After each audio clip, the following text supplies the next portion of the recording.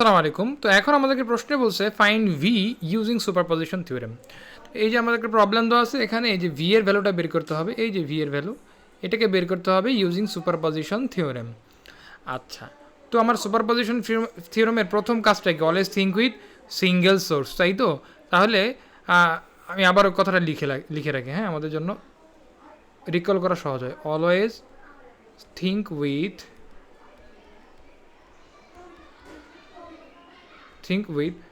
Single source. একটা মাত্র source নিয়ে আমরা সবসময় চিন্তা করব। আচ্ছা, এখন যদি সিঙ্গেল সোর্স নিয়ে চিন্তা করি, এখানে আমাদের সিঙ্গেল সোর্স বলতে এখানে কী কী আছে? একটা ভোল্টেজ সোর্স আছে, একটা কারেন্ট সোর্স আছে, তাই না? আচ্ছা, তাহলে ভোল্টেজ সোর্সটাকে আমরা অ্যাক্টিভ চিন্তা করলাম, ধরলাম যে 6 ভোল্ট। আমরা চাইলে 3 অ্যাম্পিয়ার অ্যাক্টিভ ধরতে পারতাম, যে কোনো একটা আমি ধরতে পারি। আচ্ছা, 6 ভোল্ট অ্যাক্টিভ আমি চিন্তা করলাম, এটা আমাদের ইচ্ছা মতো। ওকে, তো এখন আমাদের কাজ হবে এই 6 ভোল্ট অ্যাক্টিভেট করে এই সার্কিটটা কেমন হচ্ছে। 6 ভোল্ট অ্যাক্টিভ করলাম।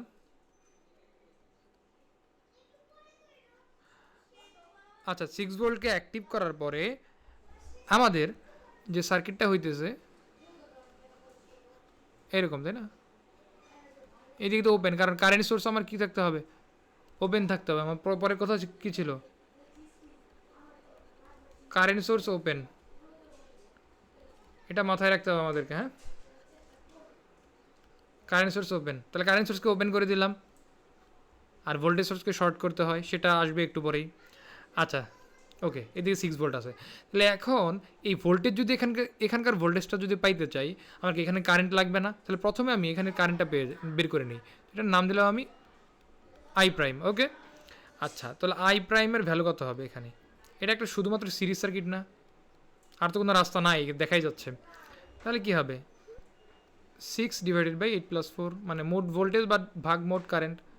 তাহলে 6/12 মানে কত? 0.5 অ্যাম্পিয়ার। তো কারেন্টটা কোন দিকে যাচ্ছে? এই উপর থেকে নিচের দিকে, ডিরেকশনটা কি নিচের দিকে? তো আমি ডিরেকশন নিচের দিকে দিয়ে দিলাম। ওকে, আচ্ছা, এটাকে 6 ভোল্ট অ্যাক্টিভ অবস্থায়। ওকে, তাহলে এখন আমাকে কী বের করতে হবে যে 3 অ্যাম্পিয়ার অ্যাক্টিভ, তখন কী হবে? 6 ভোল্ট অ্যাক্টিভের কাজ শেষ। এখন আমি এদিকে একটা দাগ দিয়ে নিই, আমাদের জন্য একটু সহজ হবে। ওকে, আচ্ছা, তো এখন আমি যদি চিন্তা করি যে আমার 3 অ্যাম্পিয়ার অ্যাক্টিভ, আমি ধরলাম 3 অ্যাম্পিয়ার অ্যাক্টিভ। তাহলে এখন কী হবে? ভোল্টেজ সোর্স আমাকে শর্ট করতে হবে, তাই তো?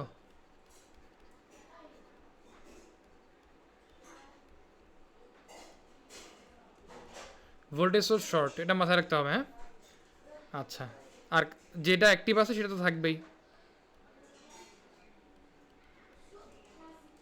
3 অ্যাম্পিয়ার সে হচ্ছে অ্যাক্টিভ। এইদিকে এইদিকে আছে,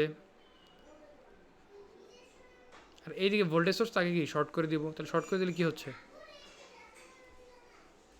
4 ওহম, আর এদিকে 8 ওহম। ঠিক আছে, মোটামুটি আমরা আইডিয়া পাইলাম। তাহলে এখন এখান থেকে আবার সেম, এদিকে একটা কারেন্ট ফ্লো হবে। আমরা কারেন্টের নাম দিতে পারি আই ডাবল প্রাইম। এই কারেন্ট আমাকে বের করতে হবে, ঠিক আছে?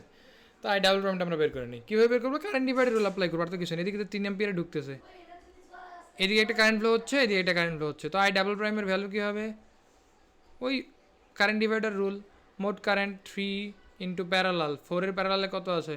8 আছে, ডিভাইডেড বাই দুইটা প্যারালাল, যে দুইটা রেজিস্ট্যান্সের, দুইটা ব্রাঞ্চের রেজিস্ট্যান্সের যোগফল।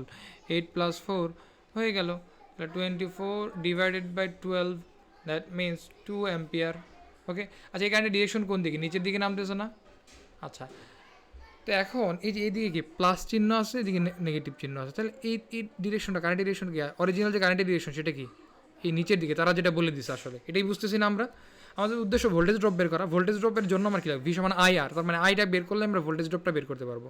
ঠিক আছে, এই জন্য আমরা আই বের করতেছি। আচ্ছা, তাহলে আমার যে এই যে আইটা, এই আইয়ের ভ্যালুটা কী হবে? I prime plus I double prime.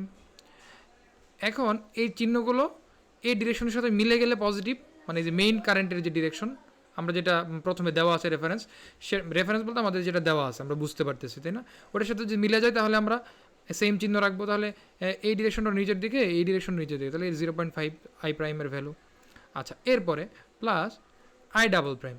তো আই ডাবল প্রাইমের ভ্যালু কোন দিকে? 2 অ্যাম্পিয়ার নিচের দিকে, তাই না? এই যে নিচের দিকে, এবং মেইন আমাদের যে ডিরেকশন সেটাও কি নিচের দিকে, তাহলে অবশ্যই এটা মানে পজিটিভই থাকবে। কী আসতেছে? 2.5 অ্যাম্পিয়ার। ঠিক আছে, তাহলে আমরা আই পেয়ে গেলাম, তাহলে এখন ভি পাবো না? ভি সমান কি? I into R. আই কত? 2.5 ইন্টু আর এর ভ্যালু কত এখানে? 4 ওহমের ভ্যালু কত? 4 ওহমের কারেন্ট তো পাইছি, তাহলে রেজিস্ট্যান্স কত? 4ই তো, তাহলে কত? 10 volt. This is the answer. ঠিক আছে, ওকে।